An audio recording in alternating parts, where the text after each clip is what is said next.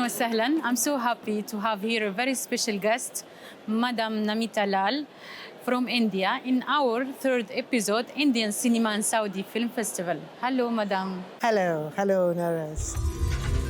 عمر इकतालीस महमूद बोल रहा हूँ happy to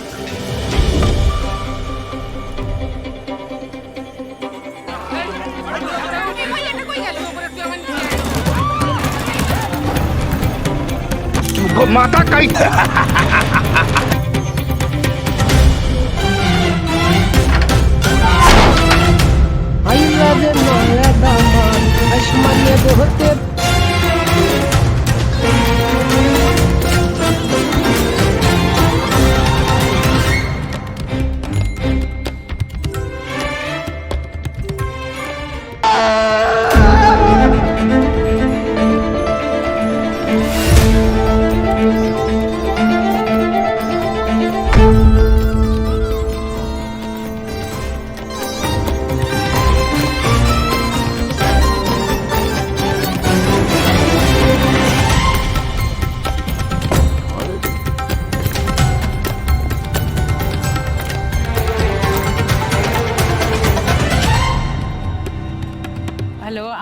Hello, we are happy to have you here and to talk about your film. You have a film here in the festival. It's called Three. Country of Blind. Yeah. Please tell me about the film. What you can tell the public who will see the film after and goes to cinema maybe if you distribute the film here to see the film. So Country of Blind is a very special film because it is a film adapted from a story of H.G. Wells, who's a very famous English literature writer. And he wrote the story in 1870s South America. My director, Rahat Kazmi, he's a Kashmiri. He read this story when he was 14 years old in Kashmir as part of his coursework, and he decided that when he becomes a filmmaker, he'll make this film. So it's about a valley of sightless people who've been without any sight for 600 plus years. And so they don't know what sight is, what seeing is. And then a man falls in the valley, a mountaineer, and he thinks that he will be king because everybody else has got no sight. But then he realizes that he's actually the most disabled of the lot. So the film is very metaphorical. It talks about how as human beings we live 90% of our lives is through our eyes.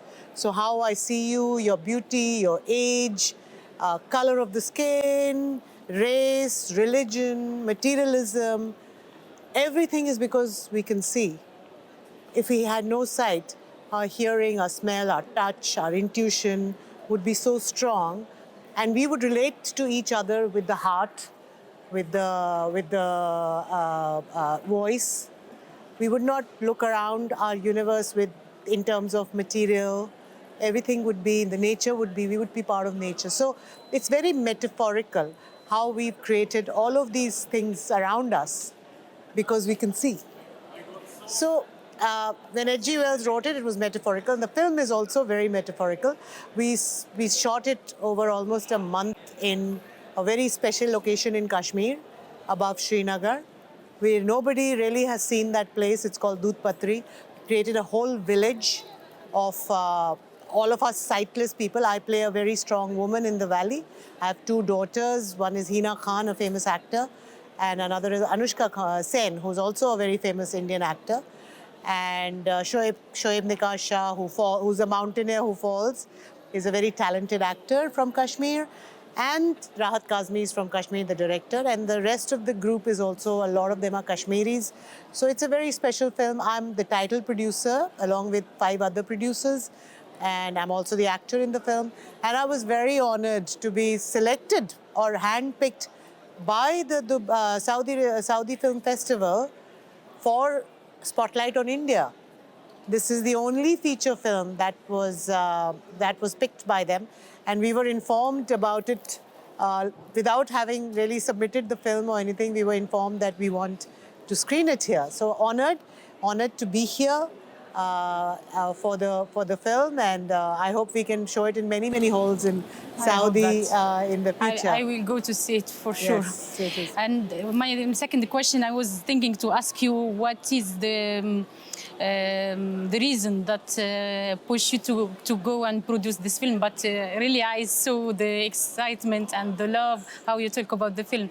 So maybe let's go to the next question, which is, tell me about your experience and your journey in production, because this is not your first film that you produce. How you came to this industry, why you choose to be a producer. I know it's not easy to produce films, especially those kind of films. It's not the films you can get money very easy. So let me and the audience know about that. So I was a banker for a long time. So for almost 25 years, I was a very senior banker. But theatre was my first passion in college. So I started doing theatre. And one of the plays I did in Singapore, I did theatre in Singapore, London, India, while working in the bank. And one of the plays was being made into a film. So I got an opportunity to do the same role in a Indian film, which was being directed by the same Rahat Kazmi, who knew the director of my theatre production. So when this is a film called Lihaf, which has been written by Ismat Chugtai, who's a very famous writer of the 1940s in India. And it's a very famous story. Everybody in India kind of knows about the story. And when Rahat asked me to do this role in Lihaf, I wanted to be involved in filmmaking more than just an actor. So he offered me to be part of the production team in Lihaf. So I had just opened my producing company in Singapore. So I came in as a producer because I wanted to be involved in the pre-production, the script, then the post-production marketing, and we took it to Cannes together, Rahat and I. So we had a great journey, and while I was doing Lihaf, I got another couple of stories in Kashmir. I'm not a Kashmiri, I'm from Lucknow, but I love Kashmir, Jammu Kashmir. I got a few more stories, very local, with the local football kids in Jammu, where we did a film called Football. And I decided to learn more about filmmaking, and there's nothing better to be learned than being a producer, because ultimately the producer is doing everything. So I got a chance to learn filmmaking from many different angles. So pre-development, script, shooting, camera, post-development, So marketing, the whole process of the whole thing, yes. recovery, which is always a challenge, releasing. But I've been lucky, most of my films have got released on good OTTs in India. And then Country of Blind will also be released in theatres in July. Do you have returns from the films? So most of my films have had partial returns, but there's still, the good thing about OTTs is that you keep getting some returns from OTTs themselves, airlines, festival fees, and then you can renew it. So after 2-3 years, you can sell it to another OTT. So if you're making films with passion and you're keeping the budgets controlled, then you can go towards recovery. You may not make a lot of money, but you can look at recovery. It's just important to be involved with the film and keep going with it. So that's my passion, and I love doing it. But now I'm a full-time actor, so I just enjoy doing the acting as well. So yeah. Good. So it's like that you live from the acting and you do production with love. I do production, and I did 5 productions. And some of my films are also on Netflix and Amazon. So all of those are there. But I also enjoy, I love being in front of the camera. So I try to do a pure actor as well now in Mumbai. And I've been very lucky. I've got some really nice films out there which are going to be released in cinemas this year. So it'll be nice. So here you have double role. Yes. You have the actor, you are the actress and the producer. Yes. And did you get some connection here with the market, with the people from Saudi Arabia in the market? Maybe future connection, future co-production or something like that? So just being here, I've interacted with so many people who are part of the festival. So I met, your festival director. I met people who are involved in the office. I'm also meeting somebody from the Film Commission. So, and there are so many individuals who I've spoken to. So I'm sure that there'll be some kind of interactions going forward, being the fact that Saudi is opening up to films and cinema and production. So I was in Cannes. I go there regularly. So I was there when it opened up after COVID again, 22, 23. And Saudi has the best, biggest pavilion.